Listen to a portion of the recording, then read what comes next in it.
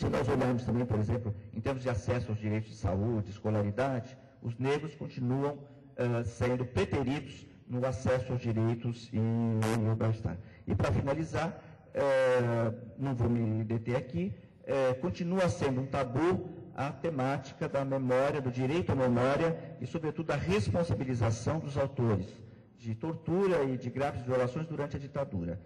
Se nós compararmos o que aconteceu na Argentina e no Chile, onde houve avanços, porque a anistia não significa necessariamente a não responsabilização daqueles que usaram do poder arbitrário para conter e para liquidar a dissidência política, e aqui esse assunto vocês têm visto até muito recentemente, a enorme celeuma que ele causa e um enorme mal-estar, inclusive, dentro do próprio governo.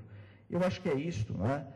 Eu termino dizendo que é claro que direitos humanos, ele implica eles são dinâmicos, não é? Nós nunca vamos chegar a um estado onde teremos plena garantia dos direitos, ele resulta de lutas, não é? Ele resulta de uma mobilização intensa da sociedade. Por essa razão, eles são objeto de uma recriação permanente. Então, esta minha análise aqui não é uma análise no sentido de que temos tarefas a cumprir, mas nós sabemos que, além das tarefas a cumprir, essa sociedade deve e vai permanecer dinâmica no sentido de que os direitos são direitos para serem inventados e recriados. Muito obrigado. Obrigado, Sérgio. O texto do Henri Axeraldo é a constitucionalização do meio ambiente e a ambientalização truncada do Estado brasileiro. Bom dia a todos. Agradecer também a Unpox essa oportunidade, né, de me debruçar sobre esse objeto da constitucionalização do meio ambiente do Brasil, que data efetivamente da Constituição de 88. A primeira observação é que a ambientalização do Estado brasileiro ela é recente, né? A partir dos anos 70 que a gente foi vendo um processo de internalização da questão ambiental, de modo a que se constituíssem instituições e práticas de governo especializadas em políticas ditas de meio ambiente. É claro que já existia a presença do Estado, digamos, no agenciamento de condições naturais do território, procurando favorecer o processo de acumulação no país, por exemplo, administrar conflitos por recursos naturais na fronteira, condições gerais de produção, tais como o uso industrial da água, zoneamento industrial, a mediação completamente entre condições de existência das populações e o ambiente natural. Mas isso, evidentemente, eram atividades extremamente dispersas, variadas, de sentidos múltiplos e que vieram a ser concentradas, de alguma forma, sob a capa da política ambiental. Por exemplo, em 73, com a criação de uma secretaria, que posteriormente virou o Ministério, em 1981, a Lei da Política Nacional de Meio Ambiente, ou seja, em pleno período autoritário, né? Políticas ambientais que constituíam, portanto, no contexto de um autoritarismo desenvolvimentista, se a gente tenta entender a natureza desses primeiros passos, certamente influenciados em grande parte pela conjuntura internacional, de conferências internacionais, etc., mas também por algum tipo de tensão, de conflitos de nova natureza que haviam surgido ainda durante a ditadura e que eram relativamente tolerados, né?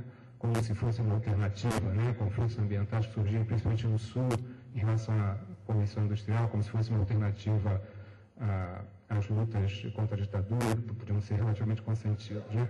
Mas as primeiras ações propriamente governamentais nos sugerem terem sido no sentido de criar, digamos, um meio ambiente único de Estado, né?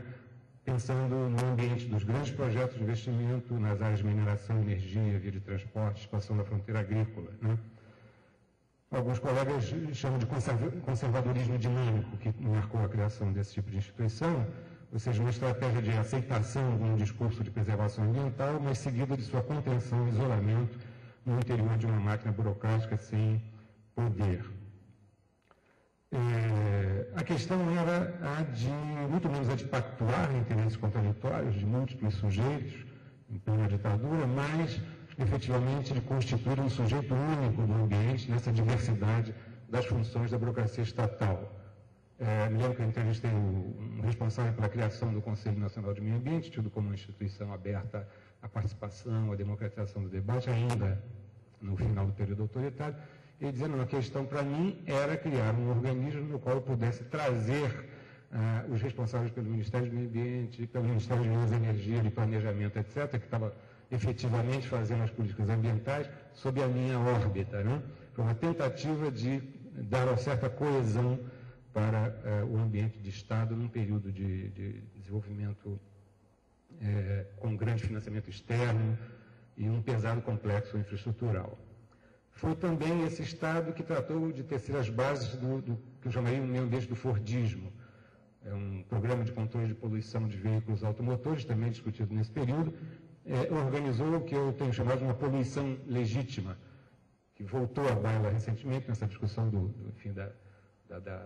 que se autoriza a Petrobras poluir no ar enquanto quantidade de enxofre que ela libera. Então, esse momento inaugural, né, de uma tentativa de definir o que seria a poluição legítima, garantindo uma certa urbanidade, né, compatível com as necessidades básicas da acumulação industrial de base automotiva. O fato é que a crescente estruturação desses órgãos ambientais a partir dos anos 70 coincide com a configuração gradual do que viria a ser uma verdadeira crise do Estado, né? E a partir dos anos 80 coloca essa questão de como fazer política ambiental com o que alguns chamaram de um Estado anão, no que diz respeito especificamente a políticas redistributivas, sociais, regionais e ambientais. Então, aquilo que até hoje se chama de fragmentação, pulverização das instâncias de decisão da política ambiental, recentemente batizada de uma ausência de transversalidade, né, da preocupação com o ambiente nas políticas públicas, tem, creio eu, exprimido o fato de que uma questão ambiental parece não estar ainda constituída como uma questão de Estado no Brasil. Isso porque a emergência do ambiente como objeto dessa política coincidiu com essa reconfiguração do papel do Estado, né?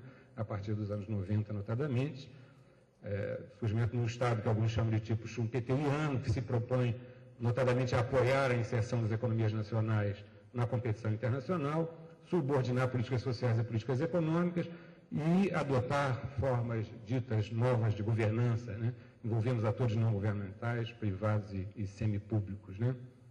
Então, a coordenação desses diferentes campos de incidência das políticas passou a pressupor a operação de novos sistemas de barganha, né, e uma oferta fragmentada, desigual, de bens de consumo social, entre os quais eu incluiria a proteção ambiental. Oferta essa, a partir dos anos 90, associada notadamente a critérios de performance econômica. Então, chamo a atenção, por exemplo, a crescente referência à capacidade autorregulatória das empresas, o peso dos recursos internacionais para os programas do Ministério do Meio Ambiente e a retórica da participação que pretende atribuir a organizações não governamentais um papel de destaque, né, na discussão das políticas, notadamente aquelas relativas à unidade de conservação, sugerindo a gradual configuração de uma combinação entre formas do que alguns chamam de neocorporativas e formas retóricas, né, de neocomunitarismo no campo dessas políticas ambientais. Assim é que, confrontado a pressões permanentes, seja de forças de liberalização econômica, seja dos adeptos do desenvolvimentismo, tradicional, né, podemos dizer que o processo de ambientalização do Estado brasileiro foi truncado. Eu uso aqui uma analogia com um termo criado pelo economista Fernando Faizida, que se referia ao processo de industrialização latino-americana, num texto clássico, como uma industrialização truncada. No caso dele, referindo-se à ausência de um setor de bem de capital internalizado, etc. Tal. Truncado, creio eu, foi também o processo de ambientalização do Estado brasileiro, configurado como uma ação ou obra interrompida, deixada incompleta ou impedida de ser levada a cabo, dada a ausência, nesse caso, de base social capaz de fazer representar no interior do Estado a perspectiva daqueles que recusam a inelutabilidade das políticas de apoio à acumulação intensiva em território e em recursos ambientais. Aquilo que o geógrafo David Harvey tem chamado de uma acumulação por espoliação. No que diz respeito à retórica democratizante das políticas ambientais, essa ambientalização truncada também resultou numa participação truncada das representações da sociedade nas esferas de discussão. É o caso desse órgão, o Conselho Nacional de Meio Ambiente, que foi criado para assessorar e propor à Presidência da República diretrizes de políticas governamentais para o meio ambiente deliberar normas e padrões pelos quais o ambiente condiciona a vida social.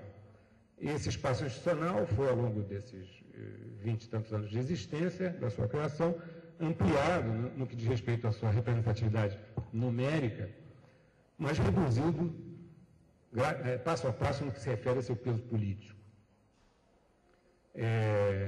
A criação desse tipo de organismo, né, democratizante, coincidiu com o início da desmontagem do regime autoritário, e suas regulações incidem basicamente sobre a gestão de áreas reservadas e uma normalização técnica do espaço urbano, acompanhada de um discurso participativo que era apropriado, né, à conjuntura da democratização, mas sempre e cada vez mais claramente pouco efetivo no que diz respeito à capacidade de influência das representações da sociedade que ali estão presentes, as ONGs do campo ambientalista, que a cada momento, como recentemente, está em permanente discussão se abandona ou não esse tipo de fórum, pelo menos as instituições um pouco mais reflexivas, né? Passando especificamente para a questão da constitucionalização do meio ambiente, quer dizer, o caráter inovador, tido como inovador do capítulo sobre o meio ambiente, consistiu, em primeiro lugar, na pretensão, na definição do meio ambiente, explicitamente como bem de uso comum do povo, e na pretensão de configurar um novo padrão de conflitualidade, codificando o surgimento de direitos que transcendem os indivíduos, direitos ditos difusos, que apenas a comunidade pode perseguir independentemente da determinação do sujeito. Tais direitos caracterizam-se por apresentarem titulares indeterminados, fluidos, configurando uma noção que não tem acolhida na cultura jurídica liberal tradicional. Hoje nós podemos dizer que as expectativas quanto a esse caráter disruptivo da categoria dos direitos difusos, elas vieram se confrontar e se frustrar pelo fato de se confrontar a realidade de atores sociais que lidam com o direito segundo diferentes sensibilidades legais e dando-lhe diferentes sentidos, né? Assim é que os direitos difusos foram incluídos no direito, segundo um certo número de juristas, mas continuam invisíveis. Por que isso? Porque encontraremos, na verdade, distintos projetos através dos quais os distintos atores pretendem encarnar esses interesses difusos. As empresas, por exemplo, que dedicam-se à monocultura de eucalipto, apresentam-se como as primeiras protetoras do meio ambiente por plantarem árvores em larga escala, proteger a atmosfera e etc. e tal, enquanto seus críticos sustentam que elas obtêm lucros privados com a inviabilização das condições de existência de atores sociais cujos ecossistemas de referência são, segundo eles, desestruturados pelas monoculturas. Então, trata-se efetivamente da oposição, digamos, entre dois ambientes, entre dois entendimentos do que seria os interesses de todos, né? Os interesses difusos. E assim as condições desiguais de força, mais uma vez, vão se manifestar nos usos sociais do direito. E o meio ambiente vai passar cada vez mais a ser objeto de políticas fortes para com os fracos e branda para com os fortes. Rígida, por exemplo, para as populações tradicionais que habitam em unidades de conservação e condescendentes para com as práticas ambientalmente discutíveis, né, de grandes projetos de investimento, por exemplo, como recentemente está se fazendo no Rio de Janeiro, situados no entorno destas mesmas unidades de conservação. Então, a partir dos anos 90, a gente vê uma forte tendência à desregulação ambiental, né, que veio neutralizar esse ímpeto normativo iniciado nos anos 70, dadas as fortes pressões por flexibilização de leis e normas. Se pegar a acepção biológica, né, da noção de regulação, que o Canguilhem bem trabalha, né, a regulação é entendida como... o princípio de regulação é entendido como funções controladoras que têm a capacidade de impor a outras funções uma regra de conformidade que permita a uma estrutura comportar-se como um todo.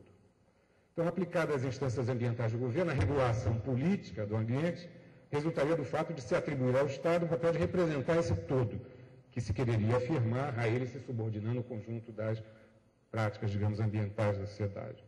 Assim, as medidas de desregulação são exatamente aquelas que atribuem aos próprios agentes fortes no mercado a capacidade de definir esse todo ambiental ao qual espera-se que as funções parcelares se adequem. Ou seja, aquilo que nós estamos vendo se configurar, um ambiente, digamos, do capital. Como assinala a colega Vera Teles a respeito das políticas sociais, com as reformas liberalizantes, a cidadania foi ressignificada. Em lugar de sujeitos de direitos, começa a surgir a figura do usuário de serviços.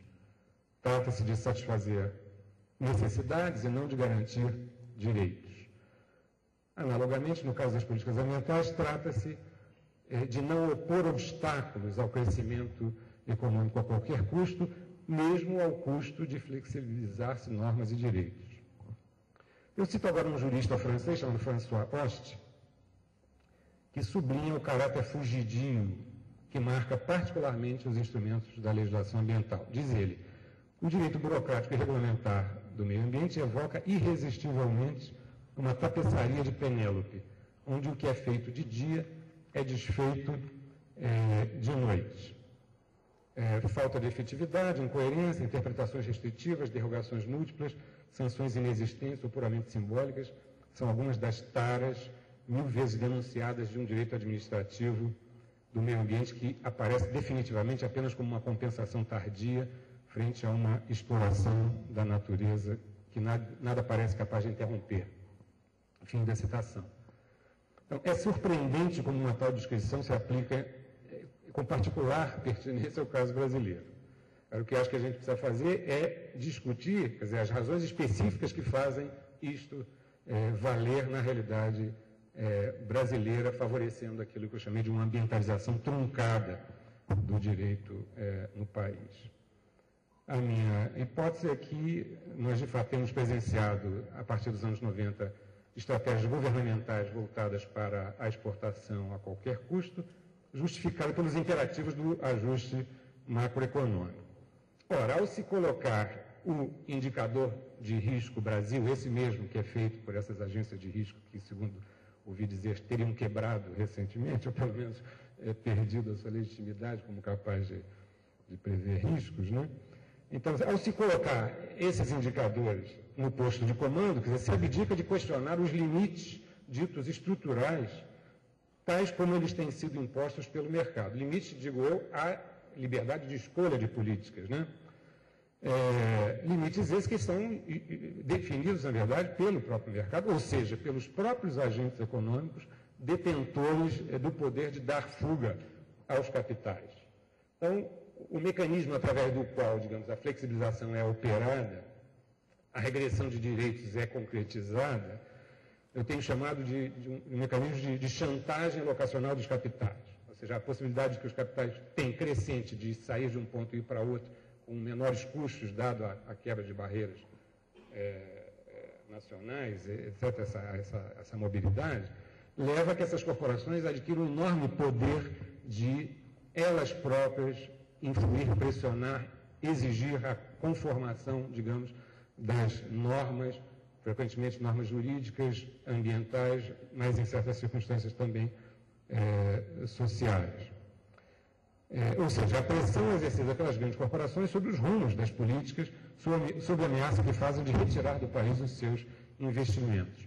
Assim, os governos abrem espaço para esse efeito desorganizador do realismo e da abdicação da política. É o que explica, por exemplo, a força das multinacionais de transgenia no debate da lei de biossegurança. O ataque organizado, permanente, contra o sistema de licenciamento ambiental, apontado como importante causa do desemprego no país.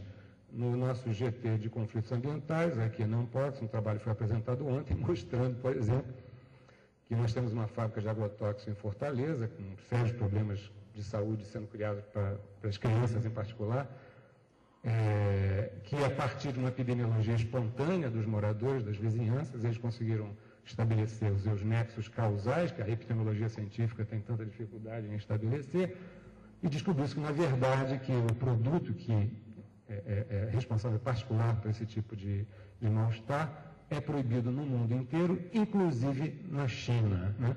Mas um dos poucos países onde ainda é permitido é aqui no Brasil, em função também de uma liminar contra uma decisão da Anvisa de estudar essa questão, né?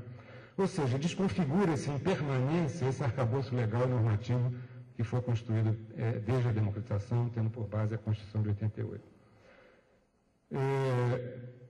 Bom, na campanha contra essas restrições ambientais ao desenvolvimento, nós vamos ver os mesmos agentes que pedem o Estado mínimo, né, acusar o licenciamento ambiental de lento, burocrático, né, pressionando para obter o que seria, de fato, uma espécie de licenciamento mínimo.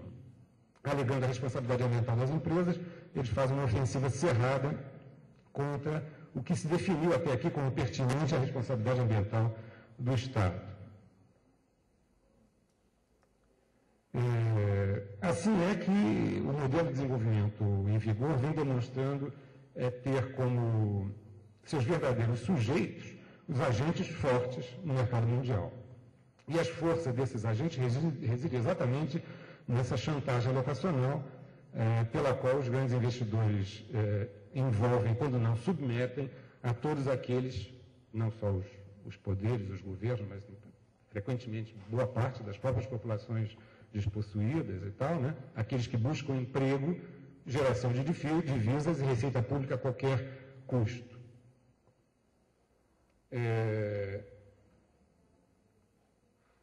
Eu diria que através desse expediente, na verdade, quer dizer, os grandes interesses econômicos têm adquirido a capacidade de desorganizar a sociedade ou de criar condições para que as conquistas legais, as normas, regulações não sejam efetivamente aplicadas. Ou seja, eles adquirem o poder de, detendo os recursos para os grandes investimentos, punir com a falta de investimento nos espaços mais organizados, que exigem que se façam valer as regulações, e premiar com seus recursos os espaços menos organizados. Voltando àquela literatura jurídica, alguns colegas do direito dizem a força normativa dos fatos substitui a força normativa da lei. Então, para terminar, quer dizer, sem ser totalmente pessimista, né, eu perguntaria onde se estaria dando, de alguma forma, uma resistência a essa abdicação da política e à imposição dessas práticas da desregulação, que, no caso ambiental, ela é extremamente visível, né? Eu acredito que, a despeito dessa correlação de forças extremamente adversa, né, nós temos visto algumas experiências de tensionamento, digamos, da lei a partir de baixo. Eu chamaria a atenção, em particular, para uma experiência do movimento dos trabalhadores rurais sem terra, em maio de 2004, pela primeira vez efetivado em maio de 2004 no sul da Bahia, ocupando áreas rurais ditas produtivas, posto que plantadas com a monocultura de eucalipto. Eu diria que, ao ocupar pela primeira vez terras tidas como produtivas no entendimento corrente, esses atores puseram na agenda pública uma inovadora discussão sobre o conceito de produtividade, né?